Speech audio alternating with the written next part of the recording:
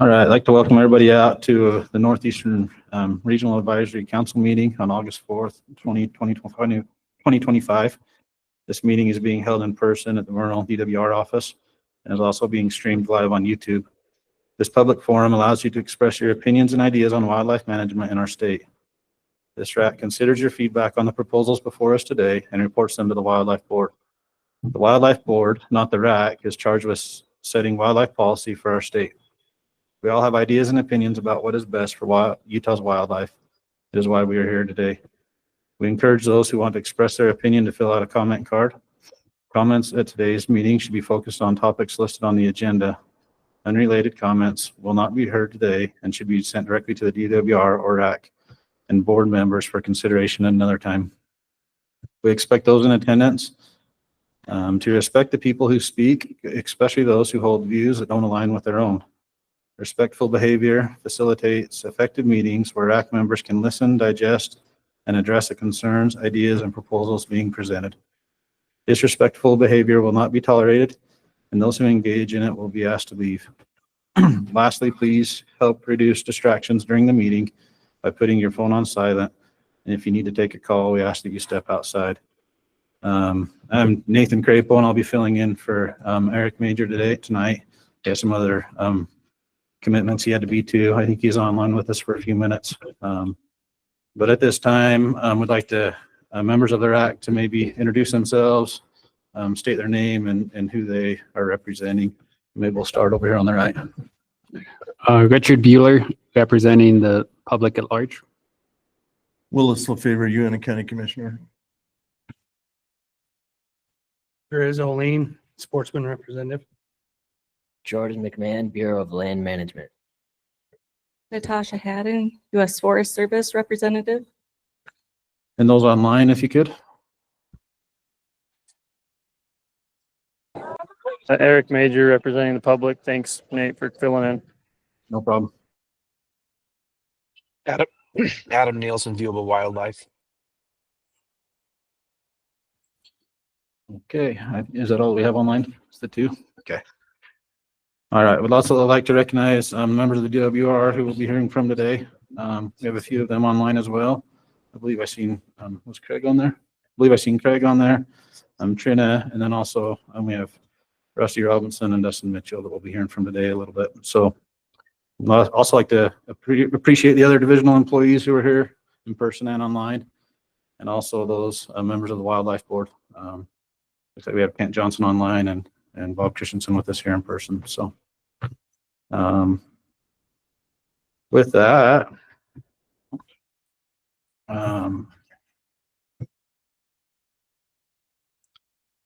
Wildlife Board update, is that next?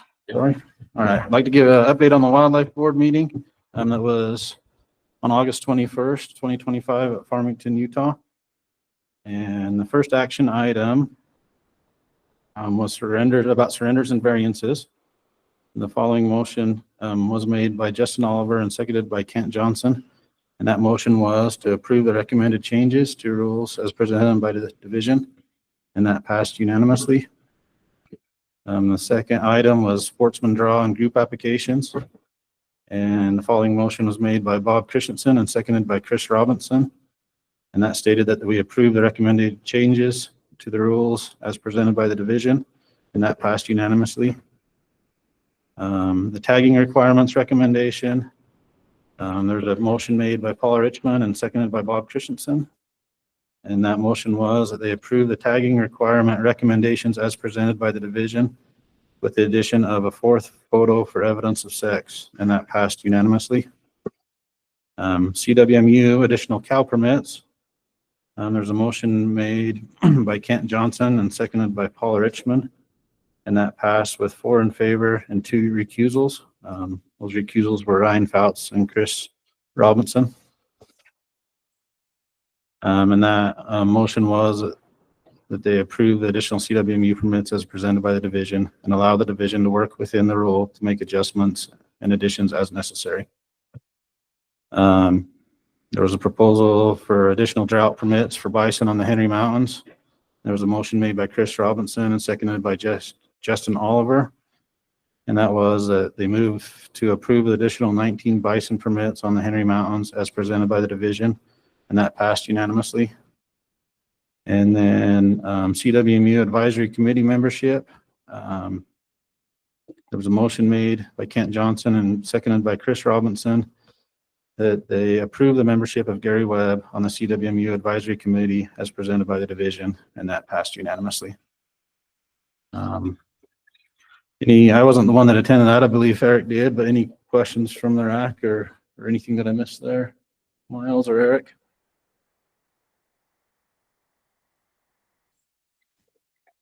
Okay. Jay's got a question. That tagging requirement, was that e-tagging that we discussed a month ago? That Yeah. Electronic tagging? Yes, I believe it was. Passed the board? Yes. Yep, with the one additional photo of evidence of sex. So. Okay, well, with that, we will jump right into our agenda here. These first couple items that we have are just informational only, so we won't be making motions on them, but the RAC and the public will be able to make or ask questions to those presenting. Hopefully everybody had an opportunity to view the presentations and are familiar with these items. So first off, I guess we'll turn some time over to Craig. Maybe if you can just give us an overview. What's that? Oh, okay, the approval of minutes, sorry. I guess we'll need an approval of the agenda in minutes if we can get somebody to make a motion in a second there. I'll make a motion to approve the minutes as presented. I'll second it. Okay, so we got a motion to approve the agenda and minutes from Natasha and seconded by Grizz. All in favor, if you can just raise your hand.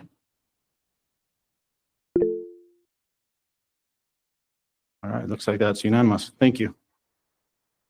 All right, now, sorry, this is my first time, so please bear with me. All right, now we'll jump into the informational items that we have on our agenda. Oh, sorry, regional update by Miles. Okay. Hey, you're letting me off the hook here. Real easy. So We're letting Miles go ahead. thanks everyone for coming tonight. Thanks JC, Jackie. Appreciate you coming. So I thought this would be a good picture to start with. I think Tori might have taken this picture, I believe, but fall's coming. So after this hot summer, that kind of seems like a welcome sight to me. So let's go ahead and move on to the next slide. Just talk about law enforcement. Now with our fall hunts beginning, officers are out spending time patrolling and working fall hunts. Recently, there's been an illegal bear baiting case that they've been working on that, and the people are also using a transmitting trail camera, which is also illegal. So, we continue each year, it seems like, to have a number of the trail camera cases and do experience a number of different baiting cases each year. Had some search and rescue operations that our officers assisted on this year. I think there's one up in Hyenas that we were responding to. So it's good because our people have a lot of the backcountry experience, so they're often called on, rely on pretty heavily to assist with those. And then the big thing with the busy fire season, officers are called out to assist on security on a lot of these fires.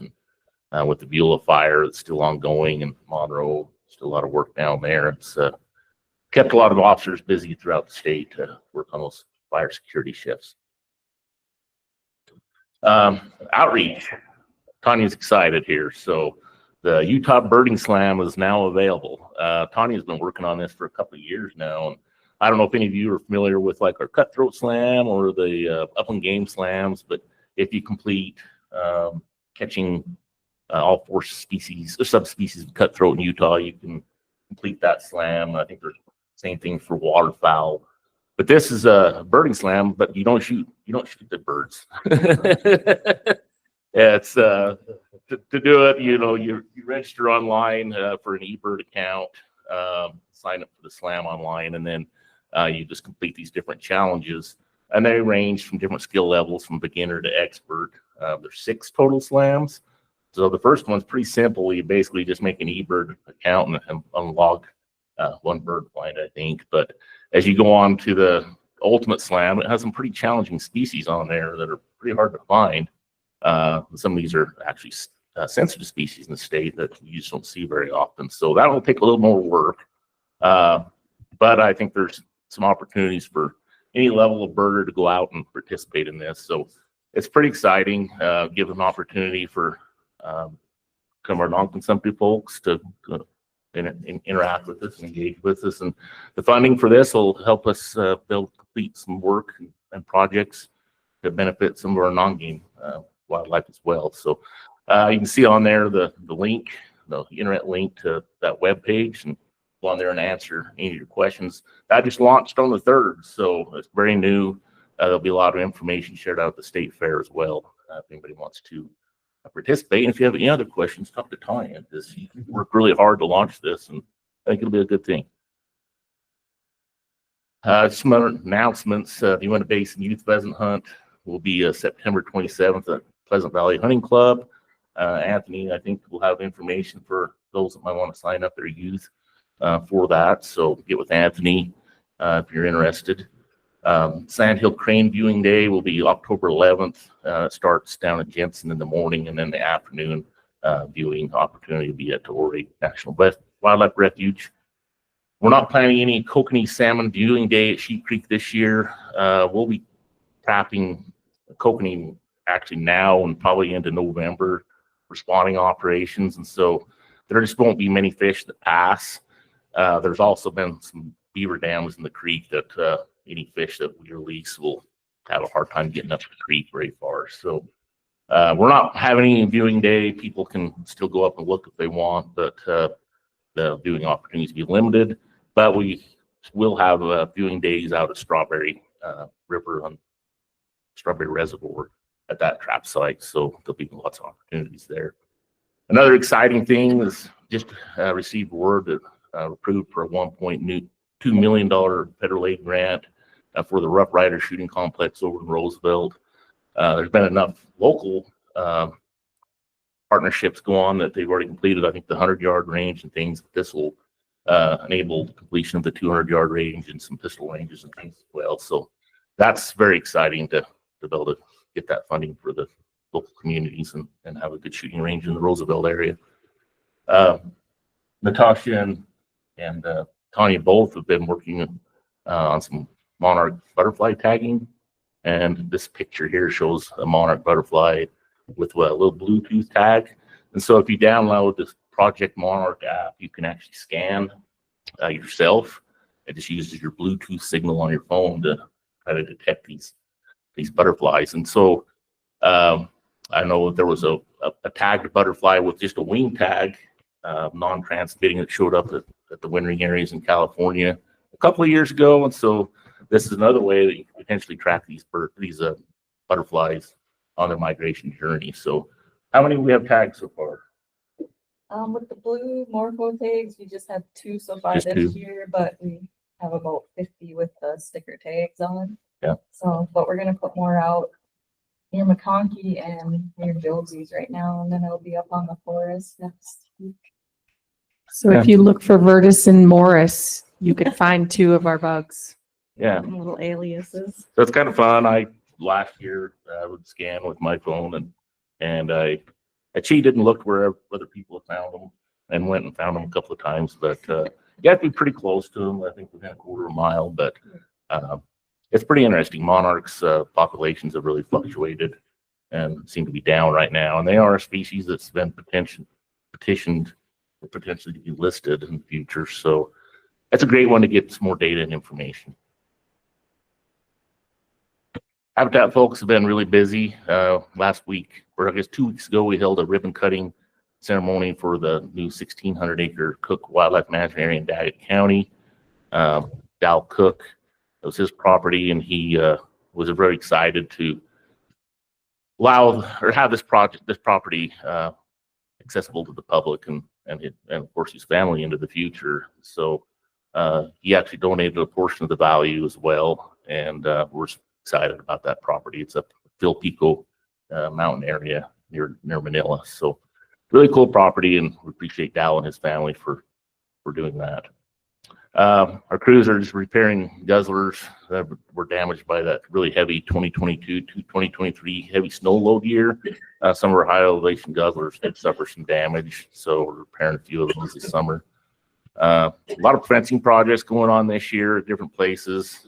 Some of them to help manage grazing rotations on Goslin Mountain. There's some spring source protection and also some others just to manage motorized travel. So a lot of work going on there. Those are projects that take a lot of time and effort.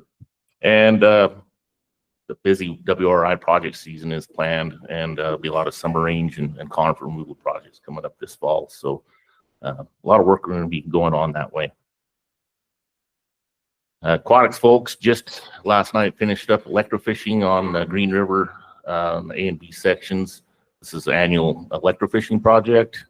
At night, the monitor fish condition and the population trends up there. So yeah, I think there were around 400 last night, and yeah, 500 or 600 the night before. So over 1,000 fish that were captured and then measured and weighed, and stomach contents and different things were looked at and then released back into the river. So this time of year is when lake trout start to spawn, and a lot of the small lake trout start moving in shallow. And so it's a good time to target those. And right now there's a big cohort of fish that are, in that 14 to 16 inch range or even smaller.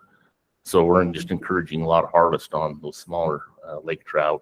And in fact, it's unlimited harvest on lake trout under 26 inches. So public's encouraged to take advantage of that. We just have way too many lake trout in the reservoir right now. We're trying to get that back into more of a balanced predator-prey relationship. So certainly protection still there for the older, large trophy lake trout.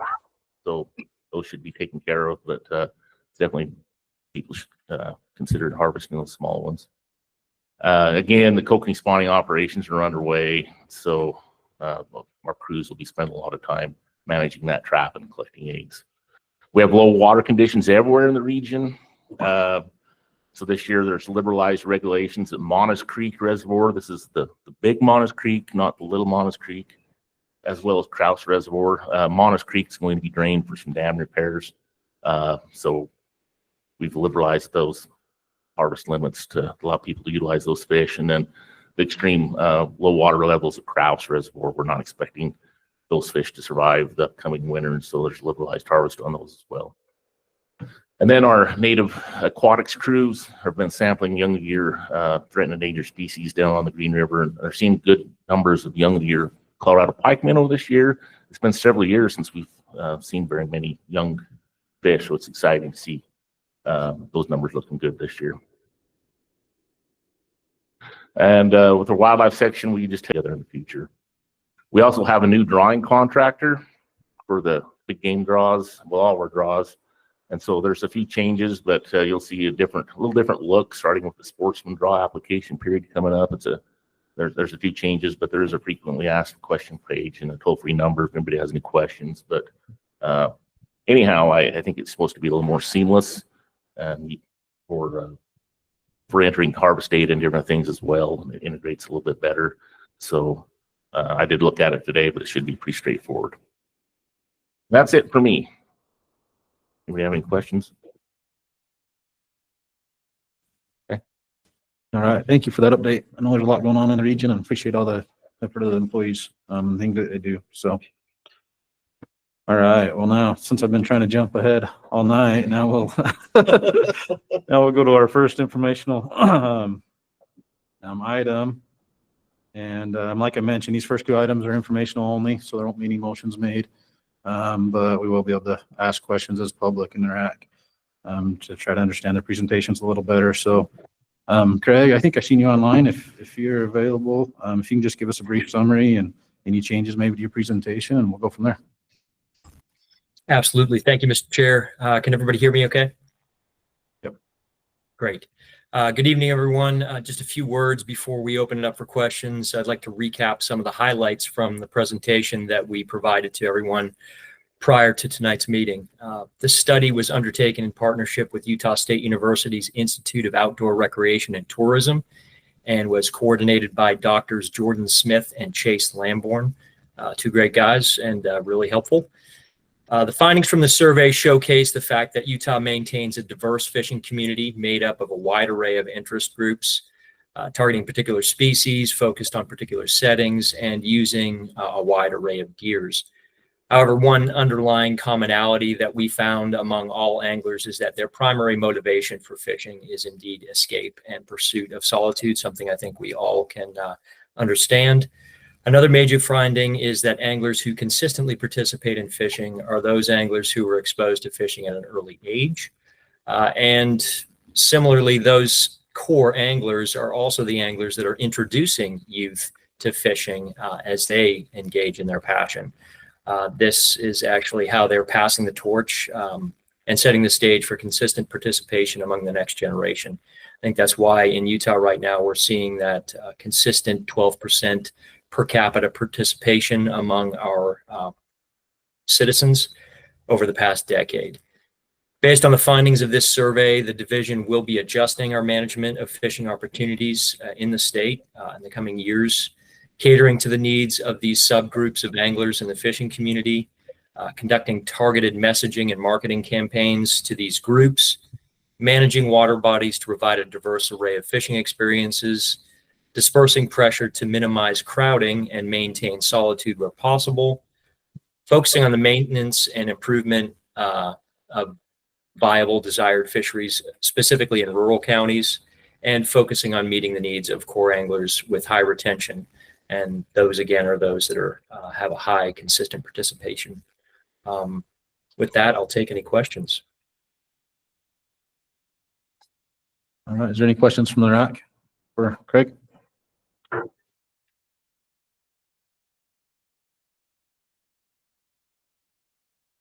All right. Was there any online comments? There was one respondent. They were neutral on the survey. They left a comment. They just said they want to see more trout, included cutthroat, brooks, and brook trout and brown trout. All right. Thank you. Any questions from the public on this? All right. With that, we appreciate your time and efforts, Craig. And yeah, I think it's a great survey that you did. And you know, it kind of echoes me. I'm not much of a fisherman, but it kind of echoes all the same reasons why I hunt and why I've been involved with, you know, hunting and upland game and different things that I've been involved with. So I'm grateful for the DWR, and you know, hopefully they'll look at those same issues, you know, with everything, both fishing and all the other hunting aspects in the state. So, but I appreciate your time. So Absolutely. Last thing I want to see when I'm out trucker hunting is another trucker hunter. yep, exactly. Thanks all. All right. Thank you. All right. Our next item is informational as well. We'll turn some time over to Trina to give us a brief summary, if she would, of the Blue Ribbon Economic Survey. Sure. Thank you very much. So I just wanted to emphasize the importance of what Craig has talked about, what this survey, the Blue Ribbon Economic Survey, what they've talked about, the results that we've seen, the motivations of anglers, and the importance of ensuring that we continue to provide those opportunities that anglers are seeking. It's going to be super important that we maintain that, you know, that participation rate into the future because of these economic results. And it's astounding the amount of money, the value that fishing brings to Utah, the amount of money that anglers spend, the importance that they place on it, the passion that they have for it, and just the importance for Utah's economy, for employing people, et cetera, et cetera. So I won't, you know, provide a summary. I'll just iterate that, you know, I was just blown away by these results and how important fishing is for Utah, and just hopefully everyone is able to see that and really understands that. And everything that Craig and I are going to be working on for the rest of our careers is going to try to ensure that we can maintain those opportunities that bring people coming back. And with that, I'll just take any questions you might have. All right. Any questions from the RAC? I was kind of surprised that cutthroats were ranked higher than brook trout, honestly. I hear more people would rather catch more brook trout around than cutthroats. I hear from people that are hit some of these drainages that we've went in and restored it to native cutthroats in there, and they're get a little frustrated when they're not catching as many fish or whatnot. So I was kind of surprised by that. But I was also surprised because, like you, I hear from people. Just having been in the Northeastern region for a while, you hear from brook trout anglers that they're upset, and I think that probably speaks to the vocal minority.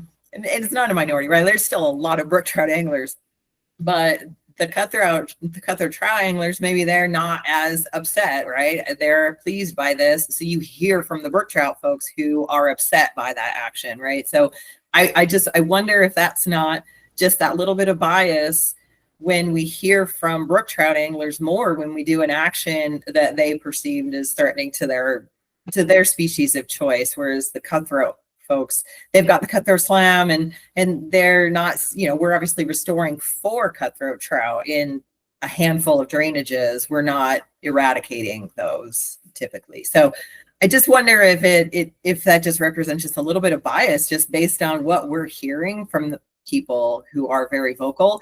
And I think that a randomized survey like this helps us kind of cut through that and see what people are really targeting and what they're really seeking. And the other aspect I guess I would bring up is that really when you looked, I didn't put in the plots, but when you look at it and depending on how they ask the question, right, really those cold water species groups, those were all clustered together. Warm water species groups, all but talent catfish, were a little bit lower ranked, all clustered together. And so there was probably, maybe a little bit of error in that too, right? Like, well, there's always a little bit of error. And so there maybe is a little bit of overlap in that. So I think depending on what survey is done, how it's done, you might hear from brook trout anglers more, you might hear from cutthroat trout anglers, you might hear from kokanee, you might hear from rainbow trout anglers.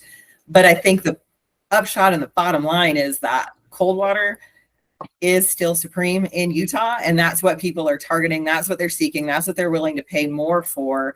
And maybe there's just as many cutthroat trout anglers as brook trout anglers, and we have to account for all of those folks when we do our actions. And I guess I'll just add one more thing, since I seem to be on a soapbox here. But when we look at the percentage of individuals targeting brook trout, and we look at opportunities on the ground, and you do that for cutthroat trout, and you do that for brown trout, you see that there are adequate locations for the number of brook trout anglers, but you don't see that for cutthroat. You don't see that for browns. We actually should be providing more opportunities for cutthroat and for brown. So again, these are the things that we take from these surveys. These are the things that we think about and that try to employ in our management.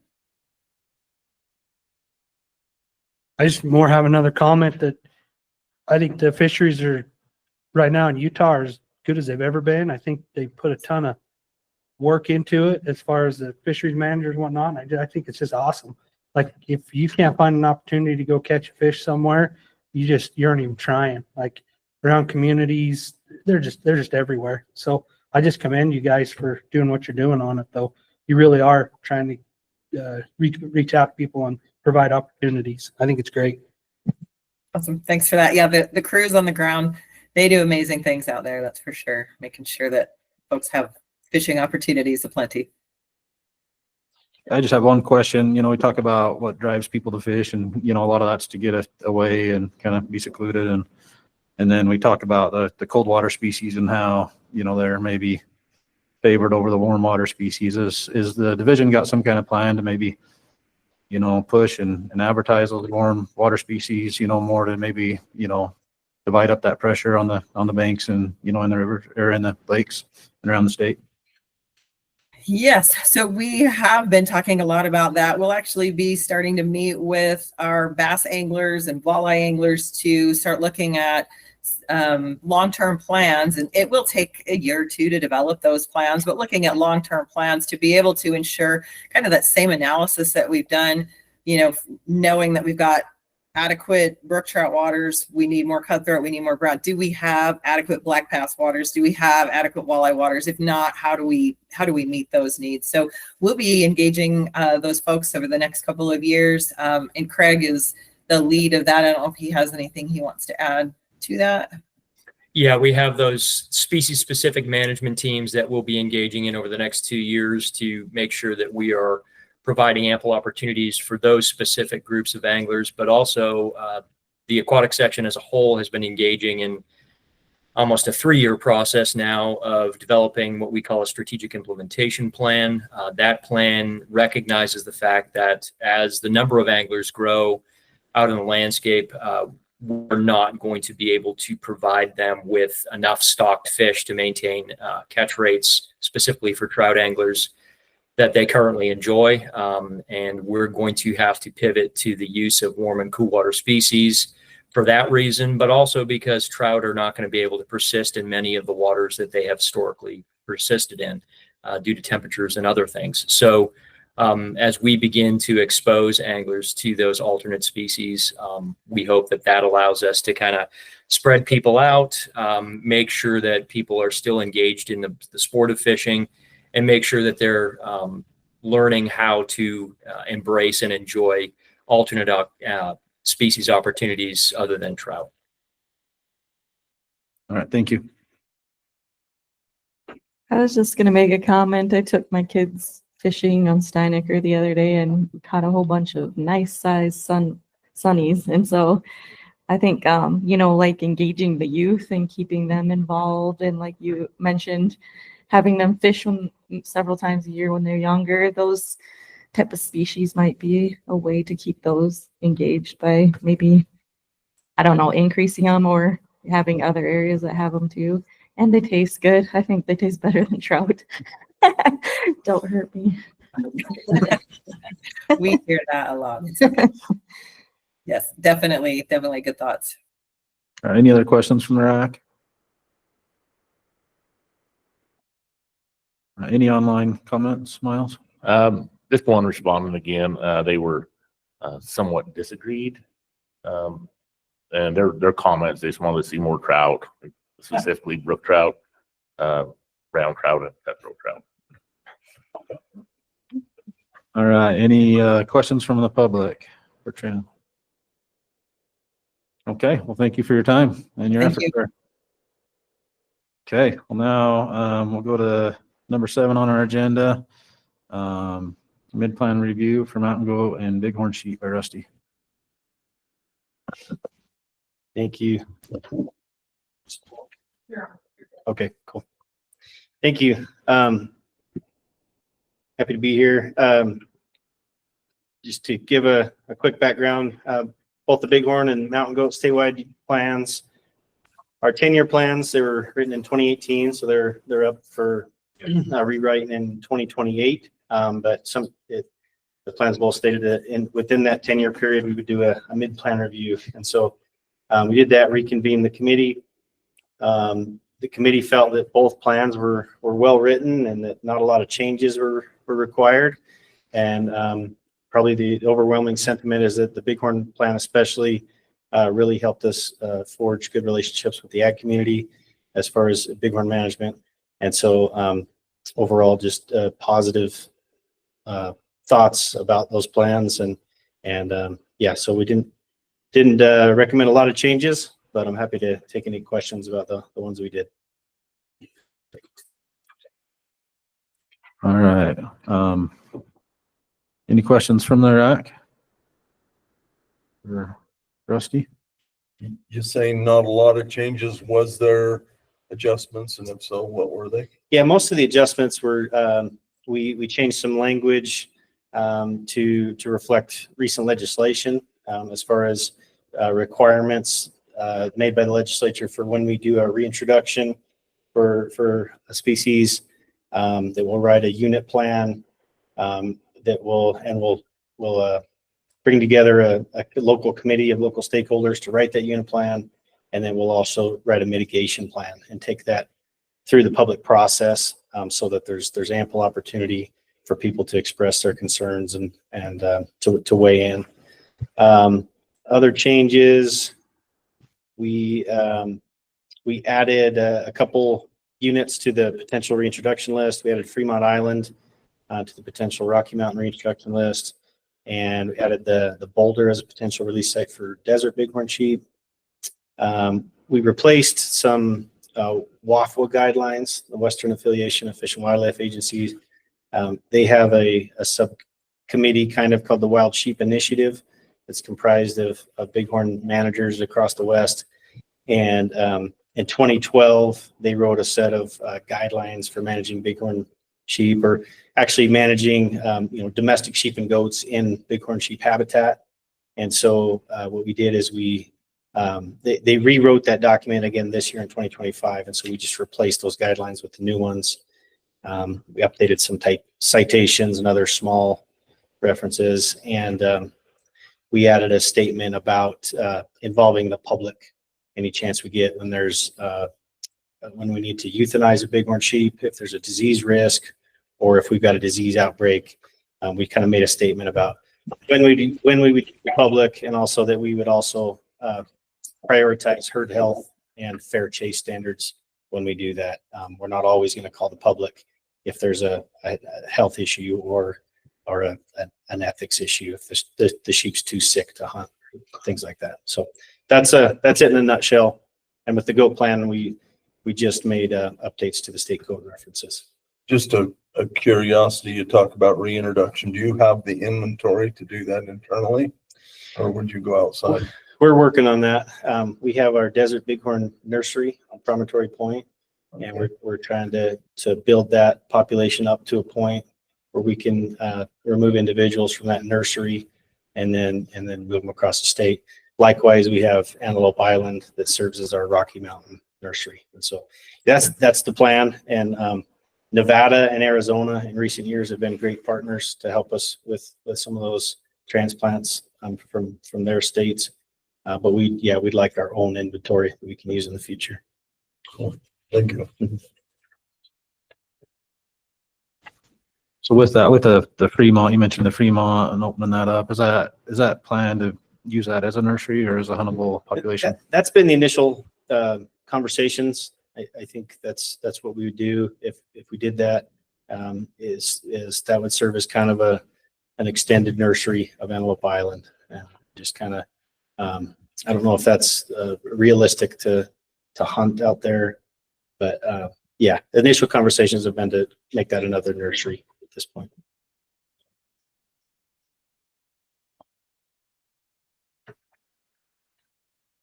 It's just one other question I have for you. I know some of the other RACs have talked a lot about the reintroduction in beaver. When does the division, decide that they have enough, to reintroduce a new area versus trying to subsidize other herds, in the state? Come out on the Beaver Mountain. Yeah, versus, because I know there's other, herds that may be struggling. So when do you determine that, is that just when they meet their population objective, or how does that work? It's kind of fun, the beaver, we were, I think, over population objective or right there this past year. And we'd already kind of decided we were going to move some goats to Willard Peak and try to give that herd a shot in the arm. And then at the same time, Nevada reached out to us and asked for some mountain goats to augment their herd in the East Humboldts. And so we kind of did both. We gave half to Nevada and half to Willard Peak. And we have to consider those things. Nevada's been a great partner, and we're all in this battle together to kind of build these populations. And so,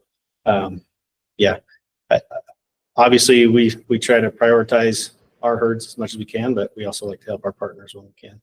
So, but hopefully that answers your question. But we want to make sure we're at objective or over objective, or, with next year's recruitment, we're going to be at objective again. We don't want to augment from a population that's already struggling, I guess.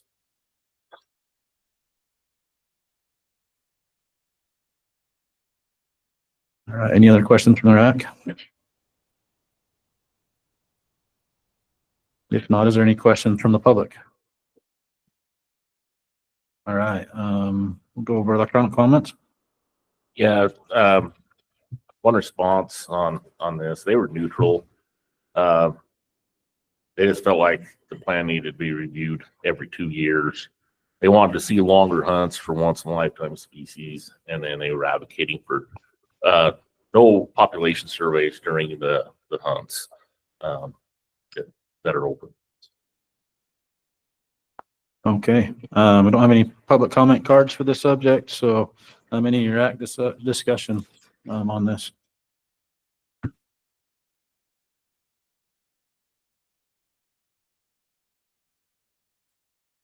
If there is no discussion, would be open for motion. Make a motion to accept the presentation as presented by the Division of Wildlife. Okay, so we have a motion on the table to accept as presented by Natasha. Any second? I'll second that. And a second by Jordan. Any questions on the motion?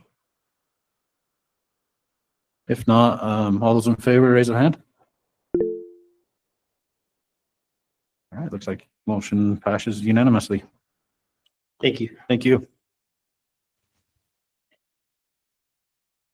All right, now I'll turn some time over to talk about the big game management plan by Dustin Mitchell. Thank you. Yeah, happy to be here tonight. I'll give just a brief summary on what we're talking about for this topic. Every 5 years, we review and we update our unit deer plans. So this was our year to do it. If there is a change in the boundary or the population objective, then we go through the public process with these. There was 3 in our region that we're looking at changing the population objective on. So that's why we're here. Any questions? I'd be happy to answer. All right, yeah, any questions from the RAC? With the higher prevalence CWD down there on the south, how's that going to affect your population objective? Yeah, good question. And so we've kind of got hot spots of CWD within that unit in Moab itself, and then over in Castle Valley. So those are the real hot spots for it. We do have CWD throughout the unit, of course. With that, we're focusing some hunts that we're starting this fall. We've got some CWD hunts going that are going to focus on the outskirts of those areas to try to target bucks, most of course, that are coming in and out of those areas to try to decrease the spread that way. As the unit on the whole, though, we feel that we're in a good spot that we could still have that population increase and boost the herd a little bit there.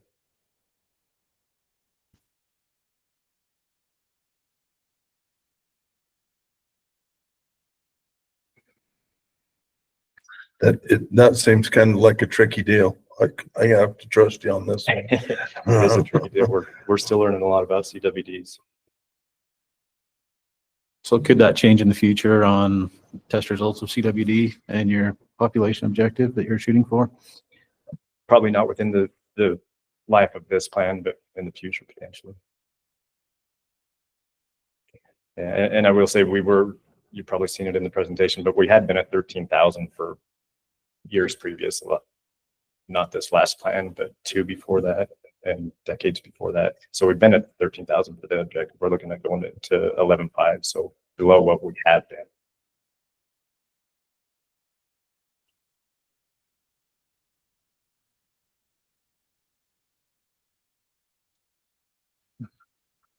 Any other questions from the RAC?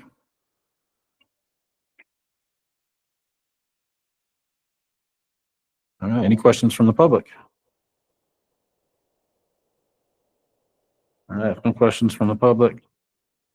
We'll summarize electronic comments. Yeah, just one respondent again, they somewhat disagreed. They just want to see more deer, less doe tags, and they want to see tags cut overall. So that was their comment. Maybe just one more thing, just to make sure maybe the RAC understands how we do deer management plans. It was the Southeast region's turn this year, but it'll be the Northeast region's next year. And what happens is our range trend monitoring crew goes to a region each year. And so they've been in our region this year monitoring all the range trend sites. And then we look at that data in terms of how the habitat's doing. It's going to help us, build a base, our management plan. We'll revise those next year based on what the data shows. So that's kind of how that works. So next year you'll see the Northeast region plans. All right. I don't think we have any public comment cards on this subject, so any RAC discussion on this?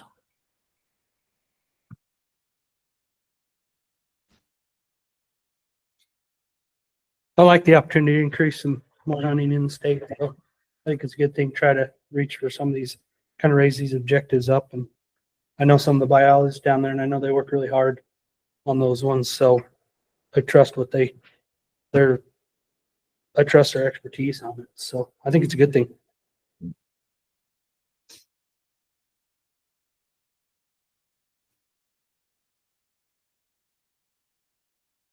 Yeah, I agree. You know, anything we can do, or I think, I mean, we've had these meetings all over the state to try to figure out how to grow meal deer, and we're increasing our objectives, and we're getting all the minds together in the state to try to figure out how to increase those populations. You know, hopefully we'll see some good trends in the near future.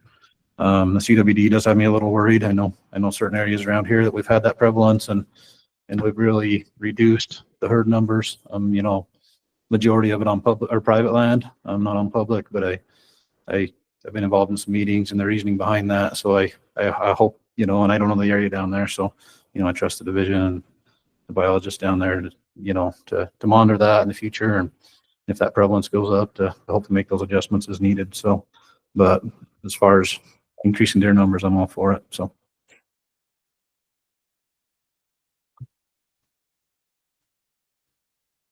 If there's no other RAC discussion, would entertain a motion. I'll make a motion to accept as presented. All right, motion by Grizz to accept the proposal as presented. Do we have a second? I'll second it. And a second by, sorry, what's that? Willis. Willis, sorry. Second by Willis. Any discussion on the motion? If not, we'll take a vote. All those in favor, raise a hand. All right, looks like that passes unanimously. That's all for our agenda today, tonight. So if I can get a motion to adjourn, we'll call it done. I'll make a motion to adjourn. Motion to adjourn by I'll Chris, second it. second by Natasha. All those in favor? Hey. Oh. All right, unanimous. All right, thank you. Thanks, everyone.